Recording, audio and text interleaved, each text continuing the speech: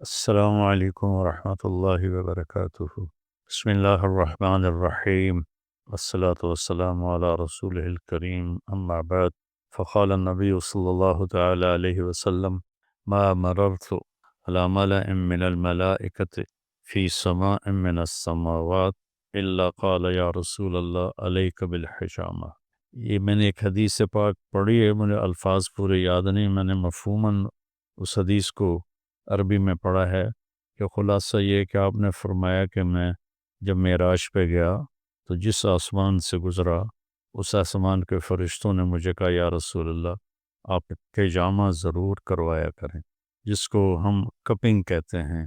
یہ فطری طور پر طبعی علاج ہے جسم کی تمام امراض کے لیے، اور ہمارے ملک میں اس کا زیادہ رواج نہیں۔ میں نے آج حجامہ پہ اس لیے یہ کلپ ریکارڈ کروایا کہ آج میں نے خود، یہاں میرے یہ دو نشان آپ کو نظر آ رہے ہوں گے، یہ حجامہ کے ہیں، میں نے آج کروایا تھا۔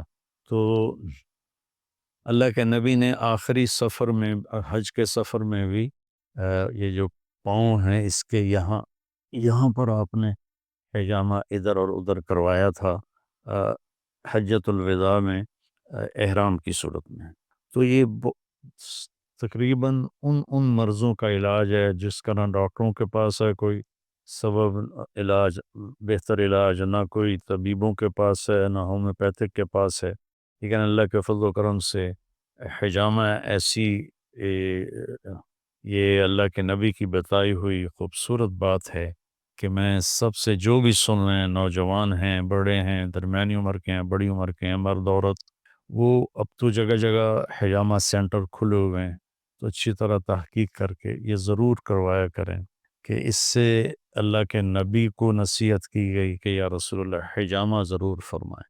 تو آپ نے ساری زندگی پھر حجامہ کروایا، ایک دفعہ آپ نے حجامہ کروایا تو اس سے خون جو نکلا وہ ایک پیالے میں ڈال رہا تھا حجام، تو آپ نے عبداللہ بن زبیر کو دیا کہ جاؤ باہر دفن کر کے آ جاؤ۔ وہ باہر گئے اور پی کے آ گئے۔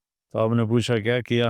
دفن کر دیا؟ کہا جی وہاں دفن کیا ہے جہاں کوئی دیکھ بھی نہ سکے کبھی۔ کہا لگتا ہے اللہ کا شرب تھا، لگتا ہے تو نے پی لیا؟ کہا جی ہاں پی لیا ہے۔ کہا بربادی ہے لوگوں کے لیے تیری قوت اور طاقت۔ تو پھر اب حضرت عبداللہ بن زبیر نے مختلف میدانوں میں جو کفار کے خلاف، رومن امپائر کے خلاف اور پرشین امپائر کے خلاف جنگیں لڑی، اور اس میں بہادری کے جوہر دکھائے۔ ان کے سامنے کوئی کھڑا نہیں ہو سکتا تھا، ان کے سامنے کوئی ٹک نہیں سکتا تھا۔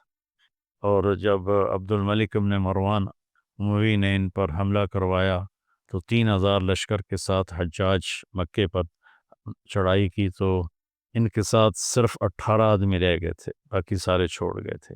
18 آدمیوں کو لے کر 3000 کے لشکر کو فجر کی نماز سے لے کر عصر کی نماز تک روکے رکھا، حرم میں داخل نہیں ہونے دیا ان کو، اتنی اللہ نے طاقت دی تھی۔ وہ دونوں ہاتھوں سے لڑ رہے تھے، دونوں ہاتھوں میں تلوار تھی، اور 72 سال عمر تھی اس وقت جب انہوں نے 3000 کے لشکر کو روکے رکھا عصر تک۔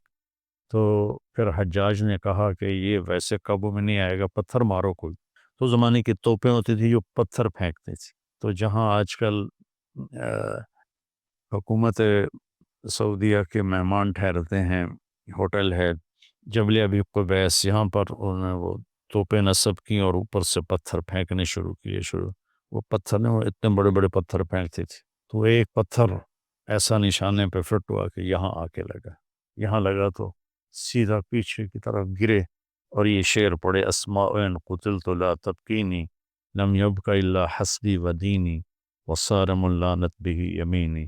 اسماء والدہ کا نام ہے، ابو بکر صدیق رضی اللہ عنہ کی بیٹی، حضرت عائشہ کی بہن، ماں دو تھیں اور باپ ایک۔ کا اسماء اگر اب میں قتل کیا جاؤں تو رونا نہیں، میرا سب نے ساتھ چھوڑا، میری تلوار نے اور میرے دین نے میرا ساتھ دیا، باقی سب چھوڑ گئے، اور پھر سوڈانیوں نے بڑھ کر آپ کو شہید کر دیا۔